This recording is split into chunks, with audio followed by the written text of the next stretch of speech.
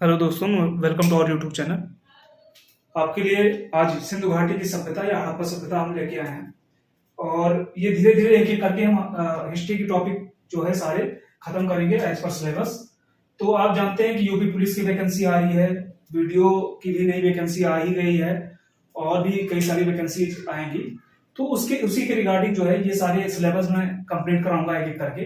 तो अभी हिस्ट्री जो कि सबसे बड़ा टॉपिक लगता है अभ्यर्थियों को, तो उसी के एक एक टॉपिक पे हम चर्चा करेंगे और हर एक वीडियो में एक टॉपिक खत्म करूंगा।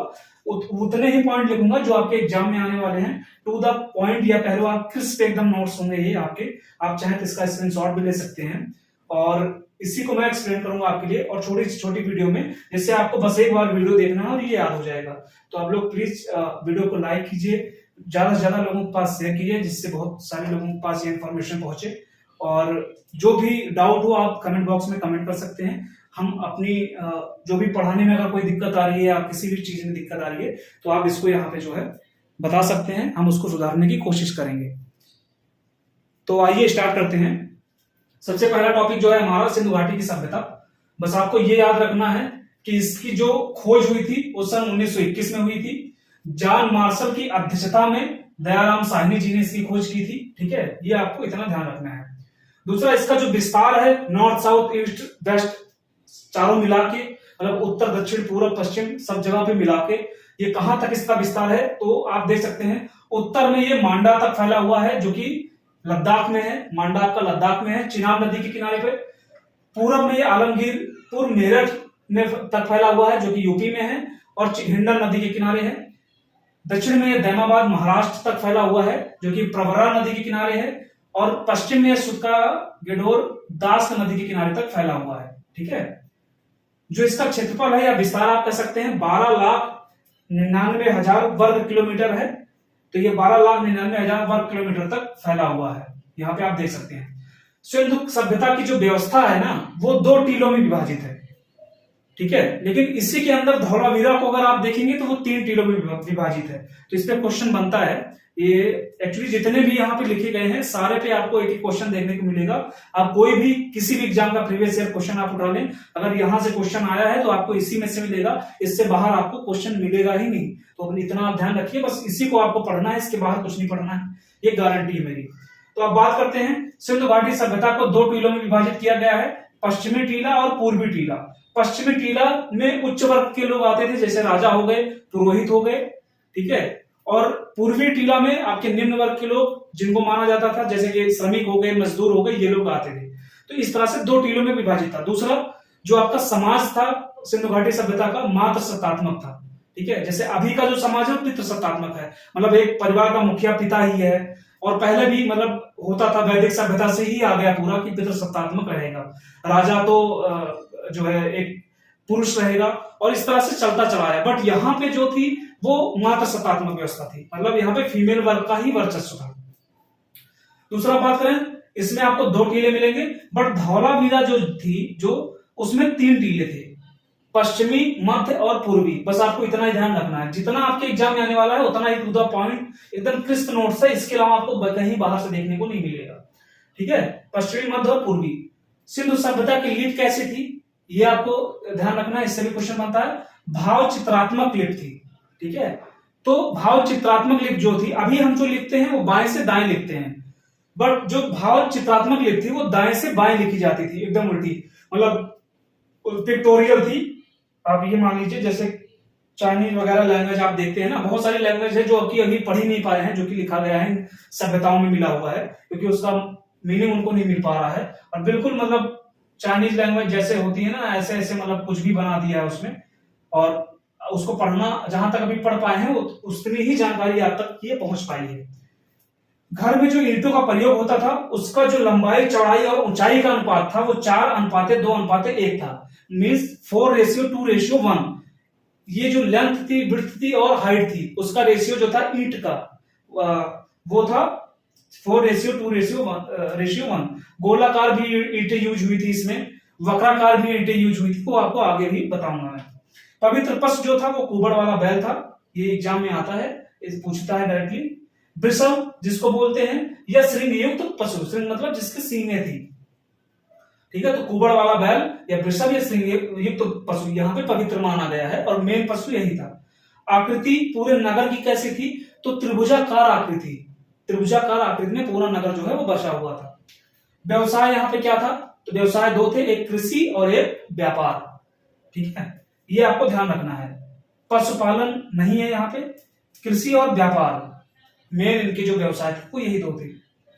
वर्ग, 4 वर्ग थे, विद्वान, योद्धा, व्यापारी और श्रमिक, ये 4 वर्ग इसमें थे। दूसरी बात करते हैं जो और इंपॉर्टेंट है, इसमें से क्वेश्चन आपके बनते ही बनते हैं, ये तो एक ओवरव्यू था बट ये भी इंपॉर्टेंट है, जो इंपॉर्टेंट है वही मैंने इसमें रखा हुआ है।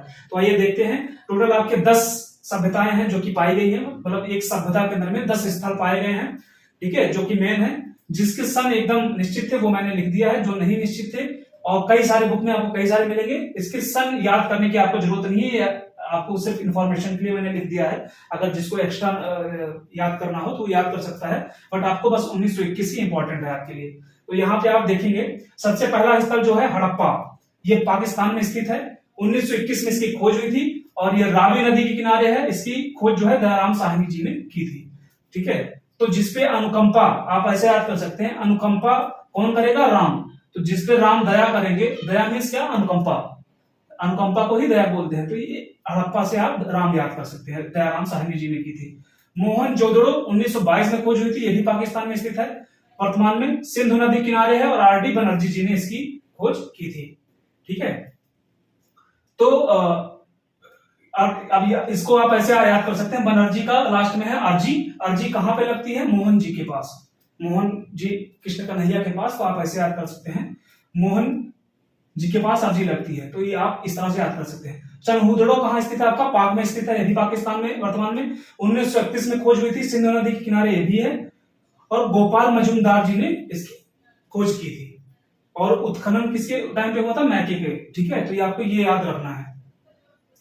तो हमारी चिन्ह, हमारा चिन्ह क्या है, हमारा पहचान क्या है, वो गोपाल जी से है, ठीक है, हमारे यहाँ गोपाल जी की वजह से ही सारी जान पहचान है। तो आप यहाँ पे ये इस तरह से मतलब अपने हिसाब से आप बना सकते हो, जैसे मैंने याद किया था वैसे मैं बता रहा हूं यहाँ पे, ठीक है। तो इस तरह से आप याद कर सकते हो। रोपड़ पंजाब में आपका स्थित है, 1953 में, सतलज नदी किनारे, पंजाब में सतलज नदी है, इस तरह से आप याद कर सकते हो। इसकी खोज विजयदत्त शर्मा जी ने और वत्स जी ने की थी, तो ये आपको याद रखना है। और कालीबंगन आपका राजस्थान में है, ये 1951 में इसकी खोज हुई थी, घग्गर नदी के किनारे, जिसको सरस्वती नदी भी बोलते हैं, इसको संस्कृत में घग्गर आपको देखने को मिलेगा बहुत जगह पे। तो ये घग्गर नदी के किनारे इसकी खोज बालकृष्ण और घोष जी ने की थी, ठीक है। तो कालिया नाग को किसने मर्दन किया था, तो बालकृष्ण थे, छोटे पे जो थे बालकृष्ण जी ने ही कालिया नाग का मर्दन किया था, इस हिसाब से आप याद कर सकते हैं। आलमगीरपुर आपका यूपी में मेरठ में है, 1958 में खोज हुई थी, हिंडन नदी के किनारे है आपका, और यज्ञदत्त शर्मा जी ने इसकी खोज की थी।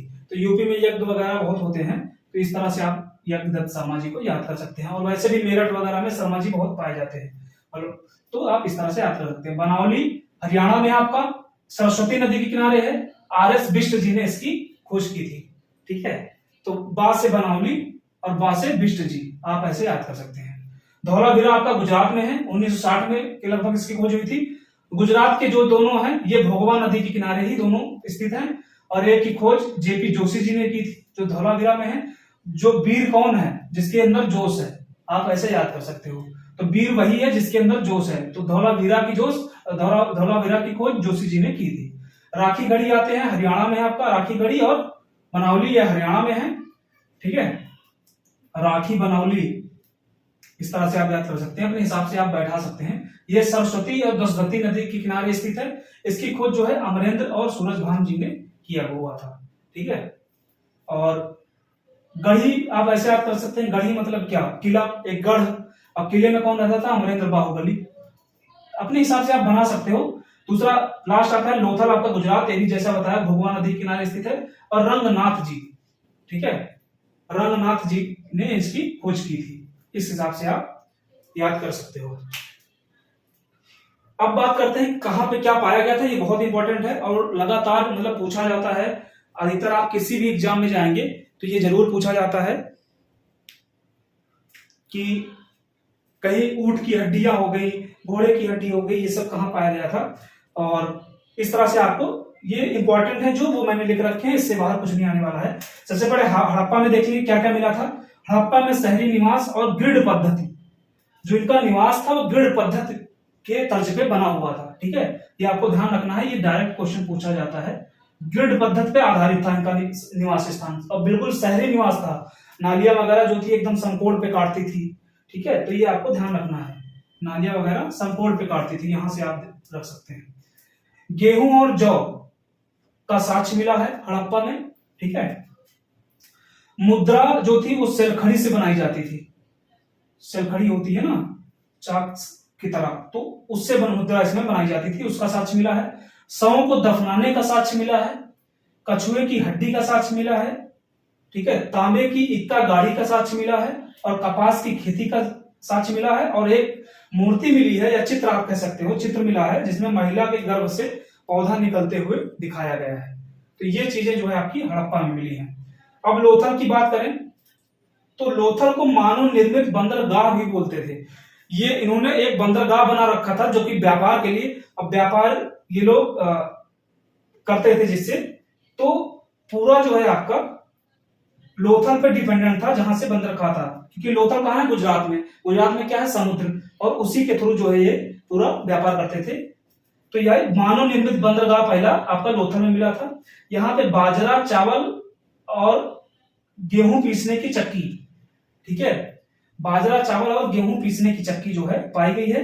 यहाँ पे दरवाजे जो थे वो मुख्य सड़क की ओर खुलते थे, बाकी जगह पे सड़क बैक साइड में होती थी मुख्य दरवाजे के।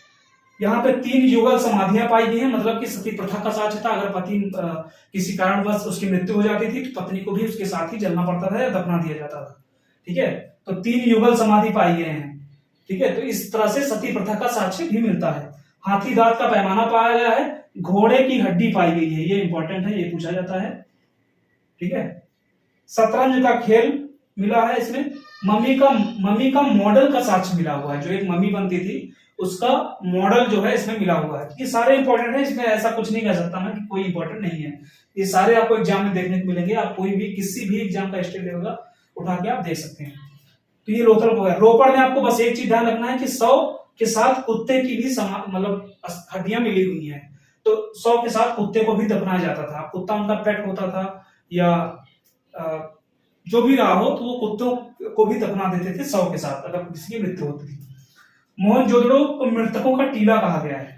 ठीक है, ये आपको ध्यान रखना है, ये चीजें मृतकों का टीला कहा गया है, डायरेक्टली क्वेश्चन पूछता है। हड़प्पा की जुड़वा राजधानी भी कहते हैं, इसलिए कहते हैं क्योंकि हड़प्पा और मोहनजोदड़ो 21 में खोज गया, ये 22 में खोजा गया, और लगभग दोनों में बहुत ज्यादा सिमिलरिटी है, इसलिए इसको जुड़वा राजधानी बोलते हैं। और लोग बोलते हैं कि यहाँ से व्यापार भी होता था।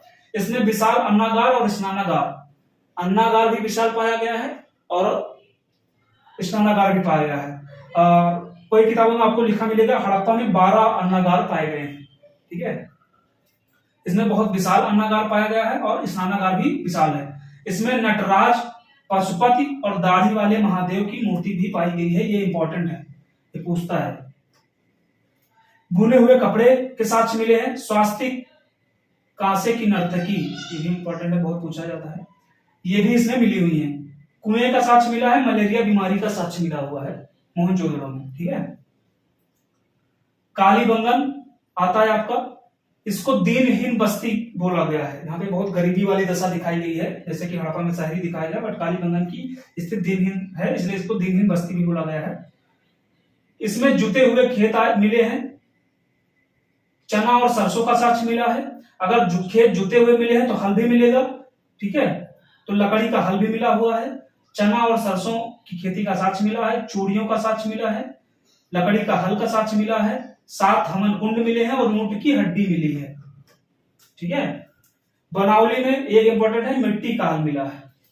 कालीबंगन में लकड़ी का, बनावली में मिट्टी को हम बनाते हैं तो बना के मिट्टी का हल मिला हुआ है। ठीक है, चनहुदड़ो में मनका बनाने का कारखाना, इसको औद्योगिक नगरी भी कहा गया है। ठीक है, ये आपका कहा गया, ये बंदरगाह जो है ये व्यापारिक नगरी भी कहा जाता है। इसको जो है औद्योगिक नगरी भी कहा गया चनहुदड़ो को। इसमें मनका बनाने का कारखाना था। सौंदर्य साधन जैसे लिपस्टिक, कंघा और काजल इसके साक्ष्य मिले हैं। हाथी के दांत का कंघा मिला है। वक्राकार ईंटों के साक्ष्य मिले हैं। 4 पहिए वाली गाड़ी के साक्ष्य मिले हैं। बिल्ली का पीछा करते हुए कुत्ते के पदचिन्ह का निशान, मतलब कुत्ते के पैरों का पदचिन्ह मिला हुआ है, पैरों का निशान मिला हुआ है। धौलावीरा आपका जो है, इसमें जल निकासी जलकुंड का साक्ष्य है। सुनामी का साक्ष्य यहां से मिला हुआ है। स्टेडियम का साक्ष्य मिला है। 3 टीलों में विभाजित था, वो आपको पहले यहां बता दिया मैंने। घर की ईंटों का रंग जो होता था ये लाल होता था धौलावीरा में। ठीक है, बस ये खत्म हो गया। इसके अलावा आपको कुछ नहीं पढ़ना है। नेक्स्ट जो लेक्चर होगा वैदिक सभ्यता, उसके बाद फिर गौतम बुद्ध, महावीरा, फिर धीरे धीरे मतलब और सारे जितने वंशज हैं, राजपूत वंश हो गए और भी जितने हो गए, फिर मुगल पे जाएंगे, फिर मतलब मेन आपको मैं पढ़ाऊंगा, उससे बाहर कुछ भी नहीं आने वाला है। तो प्लीज वीडियो को लाइक कीजिए और चैनल को सब्सक्राइब कीजिए और ज्यादा से ज्यादा लोगों के पास वीडियो शेयर कीजिए। बस आपको सारे कंटेंट फ्री में मिलेंगे, बस आपको सपोर्ट करना है। और कोई भी डाउट है तो आप कमेंट बॉक्स में कमेंट कर सकते हैं। Thank you.